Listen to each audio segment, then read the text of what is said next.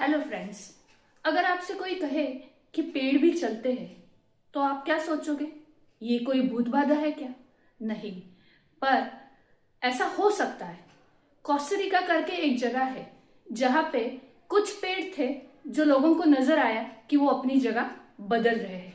तो वैज्ञानिकों ने वहां जाके रिसर्च किया तो उनको पता चला कि कुछ प्रकार के ऐसे पाम ट्रीज है जो महीने के कुछ दिनों में सनी शेडी एरिया को छेड़ के सनी एरिया में शिफ्ट हो जाते हैं।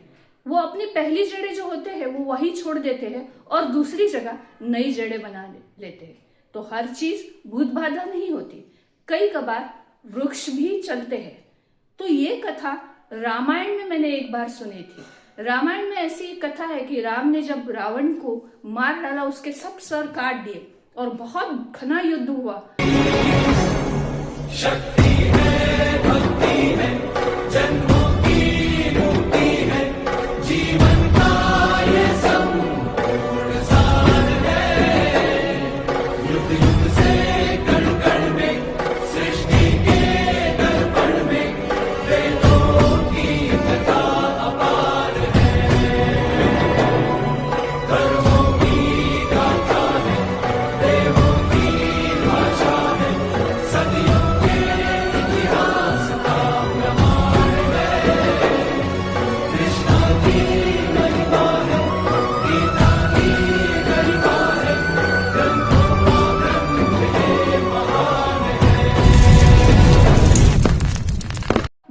शोर शराबे से राम इतना तंग आ चुका था, उसके वो सर काटना वगैरह सब से।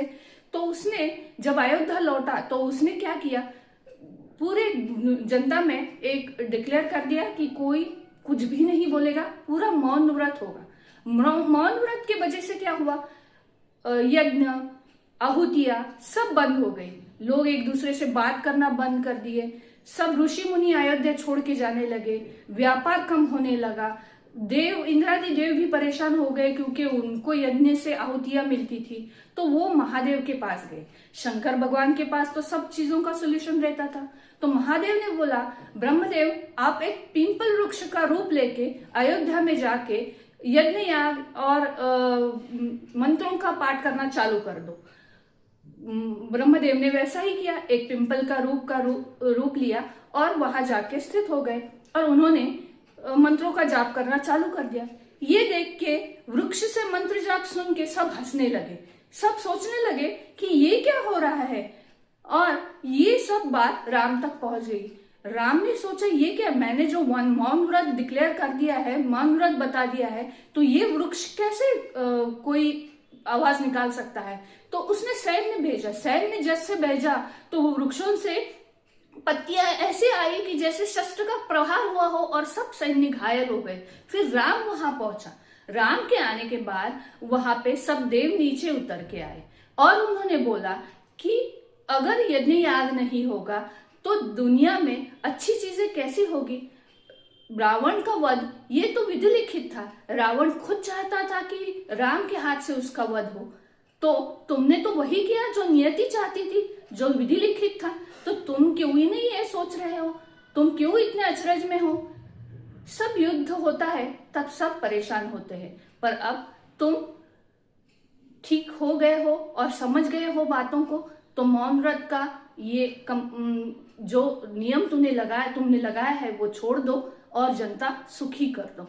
इसीलिए हम लोग तुमसे ये विनती करने आए हैं। मतलब तब के कारण में वो पिंपल वृक्ष जो बात करता था उसकी जड़ें फैल गई, फिर कभी कभार वृक्ष कहीं पे बात करते ऐसा हुआ। तो चीजें ऐसे होती थी और अभी भी कभी कभी कोस्टारिका जैसे जगह पे ऐसे पेड़ मिलते हैं। तो ये इन्फॉर्मेशन आपको कैसी लगी ये मुझे जरूर बताइएगा, कमेंट्स में लिखिएगा और मुझे सब्सक्राइब करना बिल्कुल मत भूलिएगा।